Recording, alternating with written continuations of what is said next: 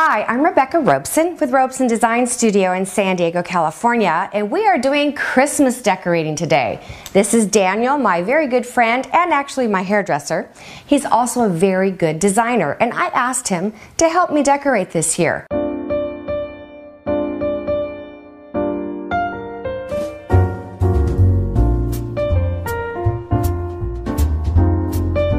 Right now, we're going to move on to another area of my own home. This is the entryway, and the first thing you see when you walk in is this very large 10-foot tall mirror. We're going to do something so that the first impression you get when you walk into the house is going to be pow. Wow. Let's get started. Daniel and I went shopping at our local floral supply store. It's called Shinoda. We gathered up 2 packages of those lights. They're called Kurtz Adler Snowfall Lights, and we went to work on our idea. The challenge was how to hang them to get the most effective look, conceal their points of origin, and how to get the power to an outlet without being quite so obvious.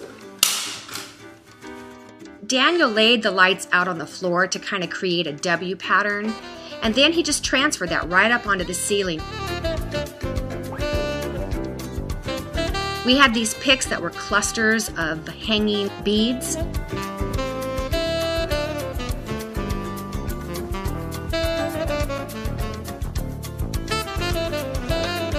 And he used those to staple gun on top of the cords, which in essence covered the point of origin. And now for the best part. I have a great collection of snowflakes that I have collected over the years.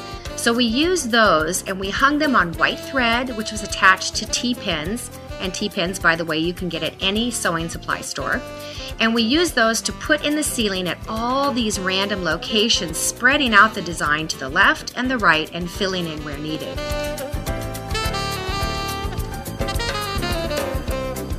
I wanted to show you how these icicles and the LED lights are plugged in, because a lot of people have asked, how do you add electricity to that? How do you get electricity to those lights? Here's what Daniel did. He took those cords, as you can see they're on the ceiling here, and he took them all the way up the wall, and then he brought them up and put the transformer. Now it's kind of unsightly from this side, honestly, but you don't see it at all from downstairs. But that has to go somewhere. You don't want that hanging freely from your ceiling. We come along the top where the crown molding is, and he just staple gunned that cord, then down the casement. And then we wrapped the extra cord around the banister and then plugged it in right here. And then we just kind of camouflage it by wrapping some of these greens around it so it's not quite so nasty looking. Okay, so that's how we plug it in. I have to say it's absolutely gorgeous in the daytime, and at night it is truly magical.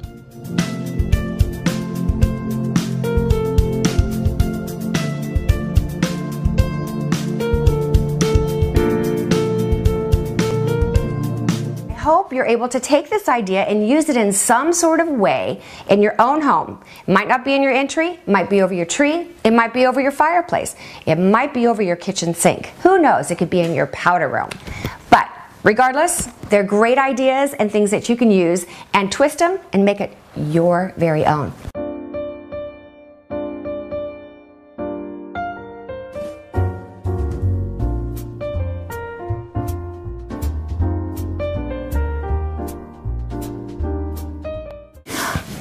Oh, terrible lighting. Awful.